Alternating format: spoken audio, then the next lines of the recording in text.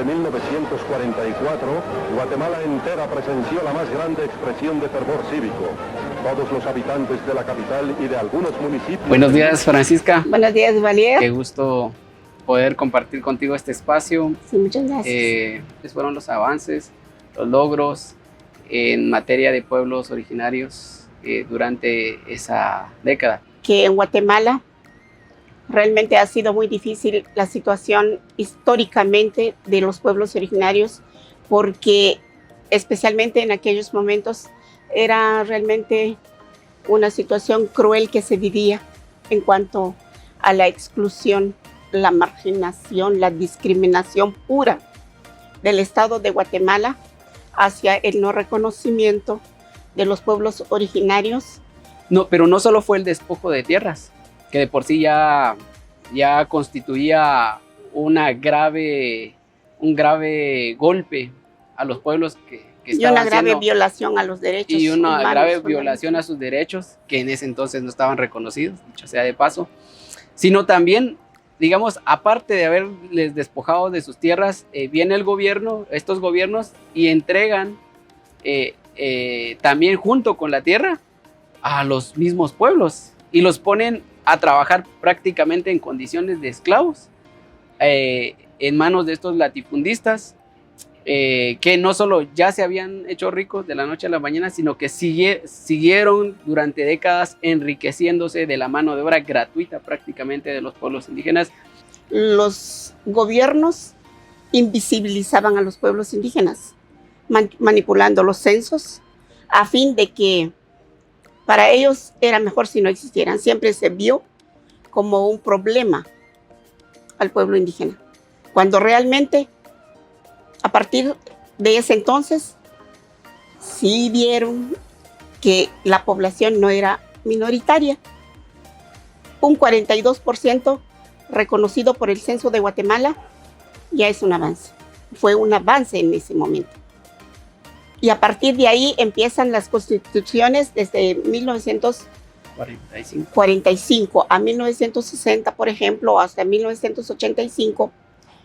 Si nos damos cuenta, van cambiando los textos de la Constitución, pero ya realmente el Estado empieza a reconocer. Nuestra pluralidad es una riqueza.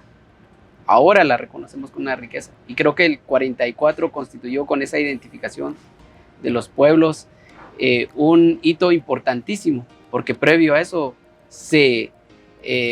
estábamos enajenados, digamos, en cuanto a la existencia de estos pueblos de los que hablamos. ¿Qué más, qué otros cambios se empezaron a gestar en esa época? Por eso una de las instancias que se creó fue el Instituto Indigenista Nacional, cuyos resultados se reflejaron en la misma Constitución Política de la República de Guatemala.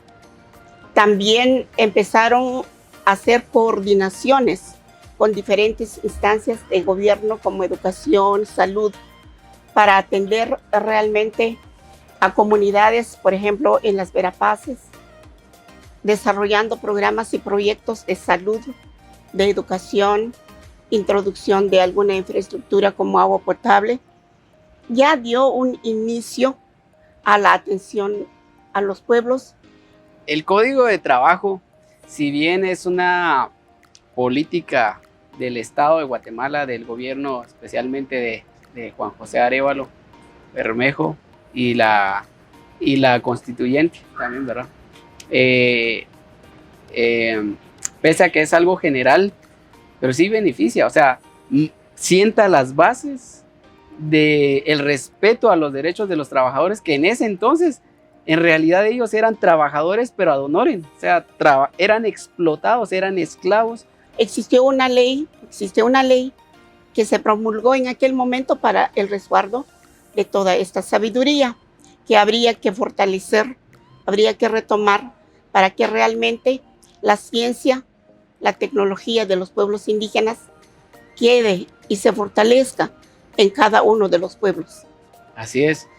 Bueno, definitivamente no nos alcanzaría el tiempo para profundizar en este tema tan importante y que de hecho es hoy tan visible, O sea, es visible la marginación, es visible la pobreza, la miseria en la que estos gobiernos dictatoriales, gobiernos neoliberales, gobiernos profundamente conservadores han seguido empujando a los pueblos indígenas.